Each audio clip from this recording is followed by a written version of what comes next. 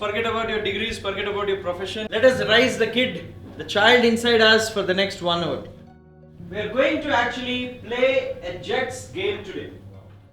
This game is an experiential simulation that I designed for MBA and Executive MBA students. It replicates a real-world production floor where teams manufacture and sell paper jets under tight constraints and role-based rules. In this game, we all are working for a firm which actually produces some products.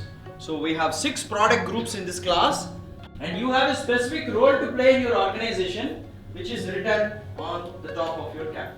The Lean Jets game immerses participants in a hands-on operational challenge that demonstrates the contrast between traditional production systems and lean principles. It's playful, it's fast-paced, but it surfaces very real operational challenges like workflow bottlenecks, information flows and communication gaps, quality control, product quality versus process quality, the impact of layout design, push versus pull systems, demand uncertainty, batch sizes, and continuous improvements via lean operations. Objectives are threefold. First, to understand the lean principles in action, say learning about layouts, focus on pull systems, quality economics, and Kaizen.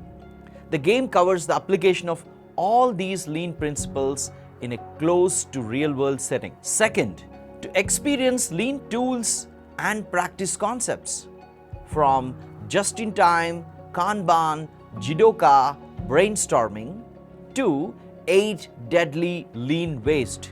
It covers and exposes the participants to a wide variety of lean tools. Third, it helps appreciate lean behaviors like collaboration, multitasking, role swaps, agile team management, working under constraints, goal-orientedness, Gemba, and most importantly, respect for people. We split students into color-coded teams. Each team has 8 roles: suppliers, 3 workstations, quality check, forklift, account manager, and customer. We wanted students to feel operations, not just analyze it, but live it. It is a 3-step process for our product preparation. Material flow and information flow can happen only via forklift.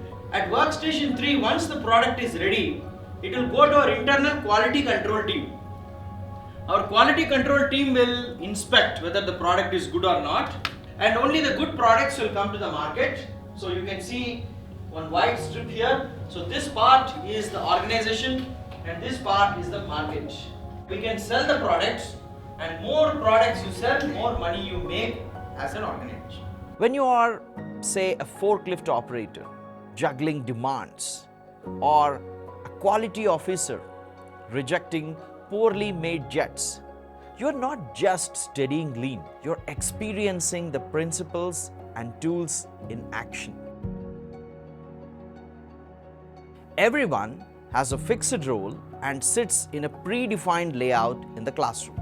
That physical separation combined with the batch size restrictions creates real friction, just like in the traditional systems. In round 1, material can only move in batches of 4. Only forklifts can move around. The rest must sit still and call out. Of course, it's going to be chaotic. Inventory pile-up, missed communication, and a lot of finger pointing.